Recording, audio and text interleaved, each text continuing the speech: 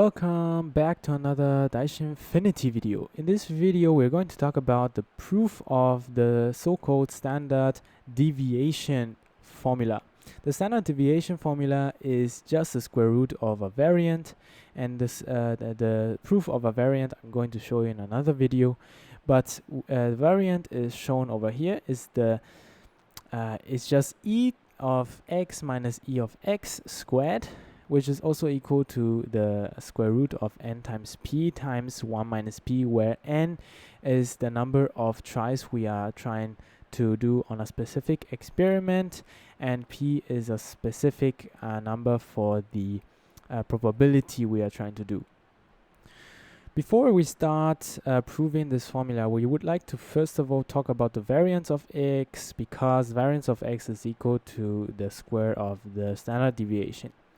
Now, if we talk about it, we have to take consideration of a normal distribution of any specific statistical function. Now, if we look at this normal distribution, we always have a so-called expected value. So the expected value for each experiment we are going to do is called e of x, which is just equal to n times p. N is the number of tries we are trying, and p is the probability to get that chance. Now, the x-axis is just telling you how many tries you tried and how many of them went successful. The number of successes is just called k, and the y-axis is just the probability density. So density function p of x is equal to xi, or k, because k we have over k here, and k is going to be here too. Now, the expected value is just on the top or just on this line. So it's just the x value or the k value when we talk about it. And the variant is just the measure of the difference, or how much of a value it changes in a given distance apart from a expected value. Now, if we take any specific value x, for example, which is just the variable here for any statistical distribution, we can take x that is smaller than e to the x or x that is bigger than e to the x. So we have to take in consideration that when we take the difference of those two, we'll have, for example, this length or a negative length, because if we take x and then negative e to the x, it will be a negative number, so it will be this length. So if we talk about it, we have to take in consideration that we have to take the difference between the variable x minus the standard expected value. And since sometimes x might be smaller than e to the x, we have to take in consideration that everything has to be positive. So we are going to take the square of it so that we can make sure that it's going to be the variant. Now, if we take the square of this whole expression, we're not still done, because we want to take all of the types of variance we have. Okay, so let's take in consideration. Okay, we will take x to be here, and the difference between here is very small. So let's say here the difference is 0. Okay, the difference between e to the x minus e to the s is 0. But if we take a small step right or left, we will have a little difference like this, and then we'll have something like this, and this is just the variance function v of x. Now, if we talk about the specific deviation, like the overall deviation, we want to take the expected value of the variant. So the expected value of the difference of them is going to give you the variant.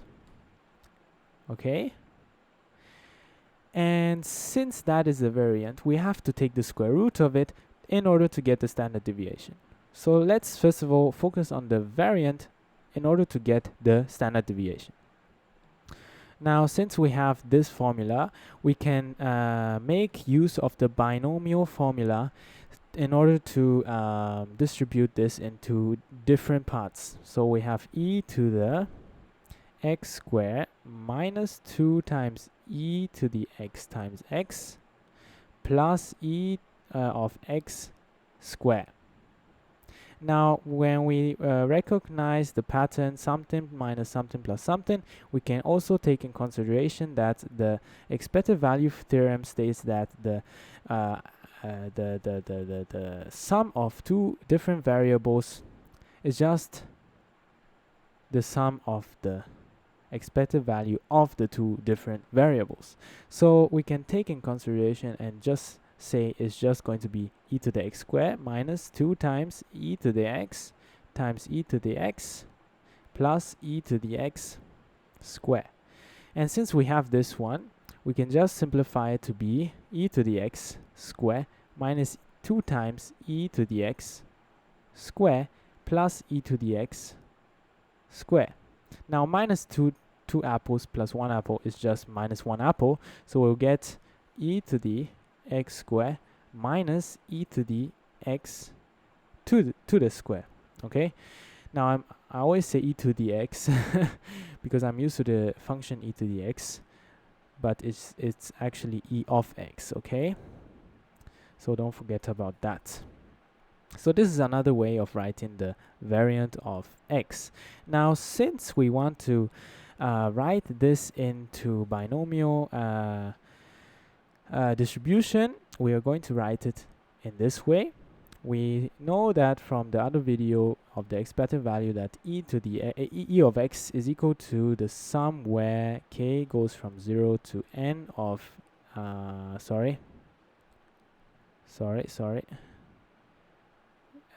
k times p x is equal to k, which is just equal to the sum where k goes to 0 to n, k 1 choose k times p to the k plus times 1 minus p to the n minus k. Since we all know that fact, we can put this fact into this equation and say, okay, if we have x squared, we would have k squared and k squared over here too. Okay, so take that in consideration. So we would have that the variant of x is equal to e of x squared minus e of x, the whole thing squared, which is just equal to the sum where k goes from 0 to n. So we're just going to use k and not x. And we'll have k squared times the n choose k, p to the k, n minus p to the n minus k, and the whole thing minus just minus the e to the x, e of x square. Now what are we going to do from this part? We have to take in consideration that we have a k square there, and I want to somehow make an index smaller than the n. So I want to somehow get n minus 1 so that we can somehow cancel the k square with a k. So we're going to do that by taking the binomial coefficient n choose k, which is just n factorial divided by k factorial times n minus k factorial, which is also equal to n times n minus 1 factorial over k times k minus 1 factorial times n minus k. Now we know that n minus k is just this minus this. So let's see if this minus this is equal to this.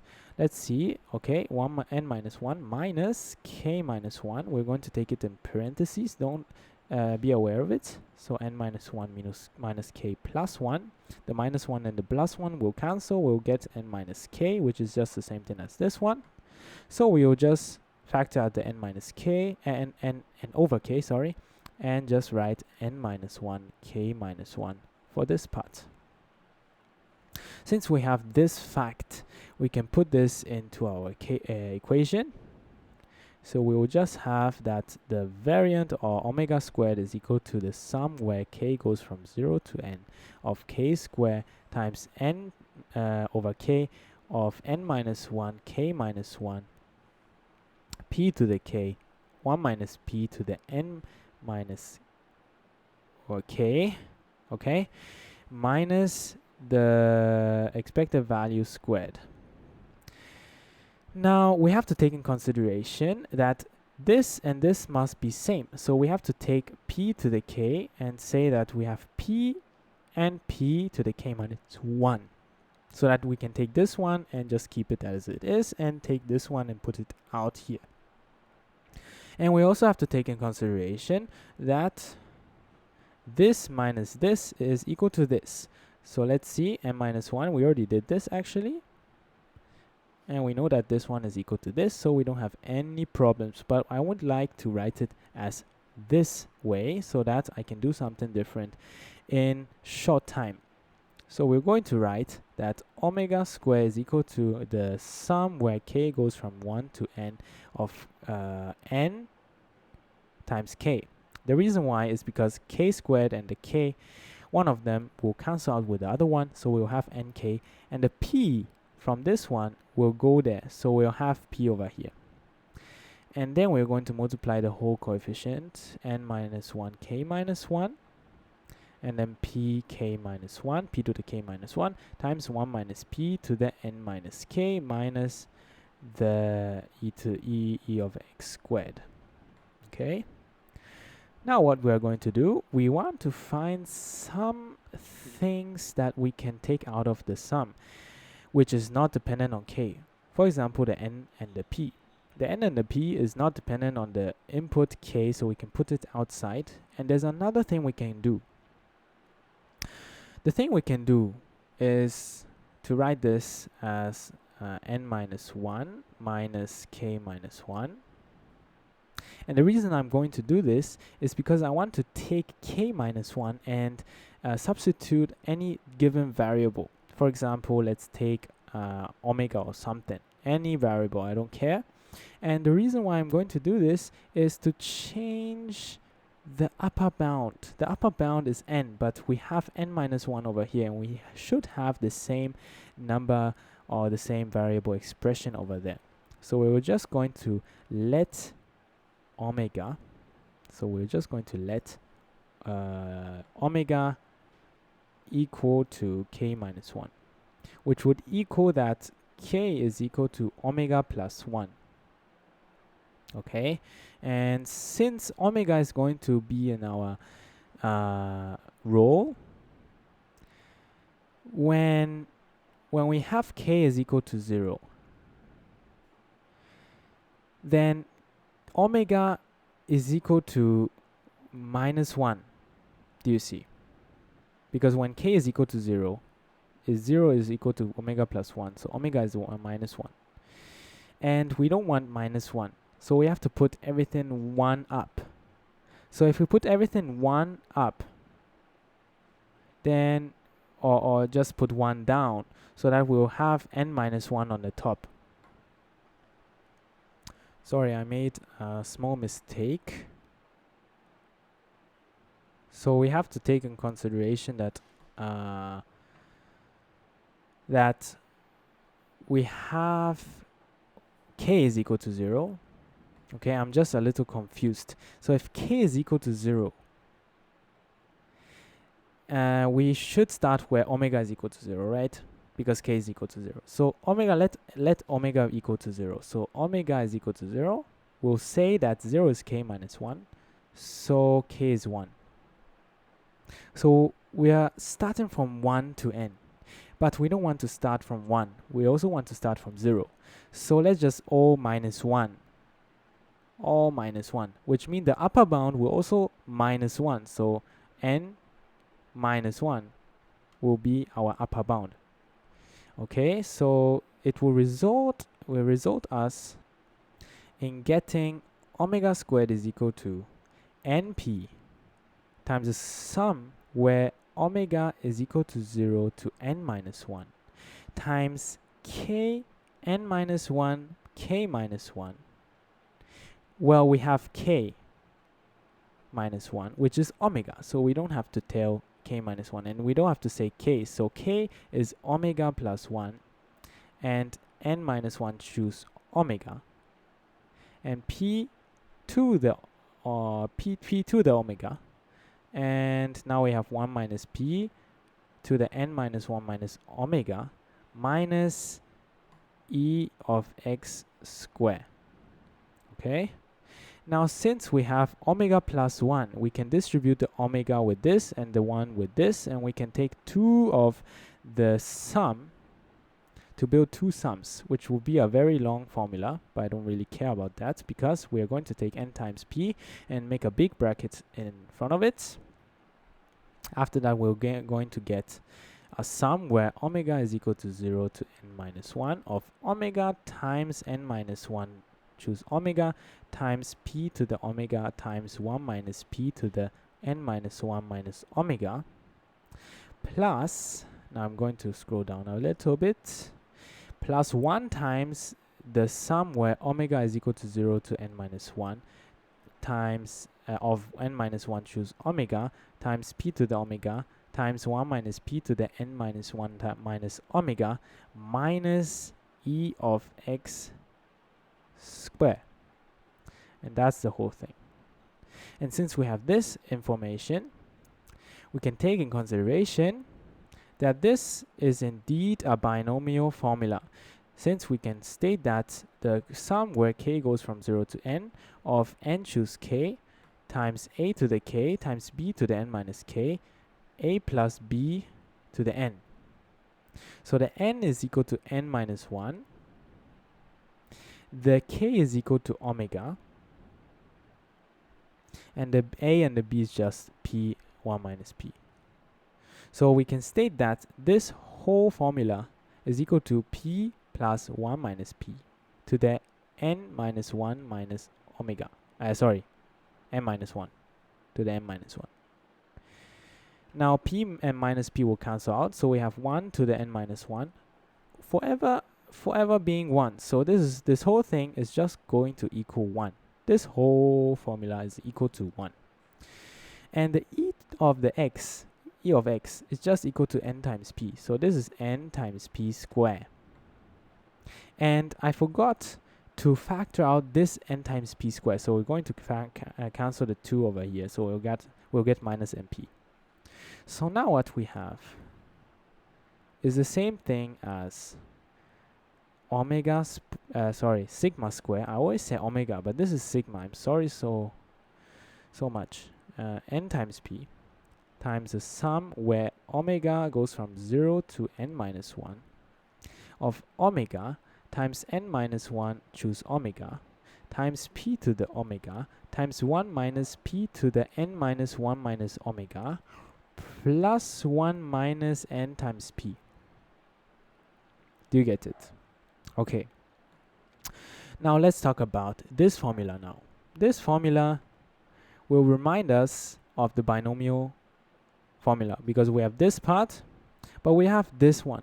And what kind of formula can we take to get this one? Well, we know that the formula sigma, big sigma, capital sigma from from k going to 0 to n, from 0 to n of 1 choose k, n choose k times k times p to the k times 1 minus p to the n minus k is just the same thing as the sum where k goes from 0 to n of k times the probability distribution p of x is equal to k. And this is just equal to e of x. Isn't that brilliant? And since it's just n minus p, this whole expression is equal to n times p. So we'll have sigma square equal to n times p times n times p plus 1 minus n times p. Do you see it? So we have n times p. And I forgot to mention that this is not n times p, but indeed n minus 1 times p. The reason why is because the n minus 1 is coming from the upper bound over here. That's why we have to take in consideration that it's not n minus 1 times p. that is n times p. So it will be sigma square equal to np times n minus 1 times p plus 1 minus n times p.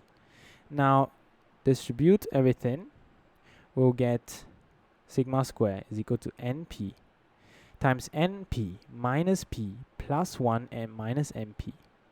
np minus np will cancel out, and we'll get minus p plus 1 times np, which is equal to 1 minus p times np. So sigma square is equal to np times 1 minus p. So if we take the square root to get our standard deviation, we'll indeed get that sigma is equal to, now sigma in how do you say, absolute values, because we have taken the square root, since square root is always bigger than 0, that it's the square root of np times 1 minus p. And now we have proven the formula. And it was a long video. I hope you watch until the end, and I will really appreciate if you watched until the end, because it's a hard proof. So I really appreciate it. And yeah, next time I'm trying to solve different kind of proofs, and yeah, we'll see us in the next Daishinfinity video. See ya.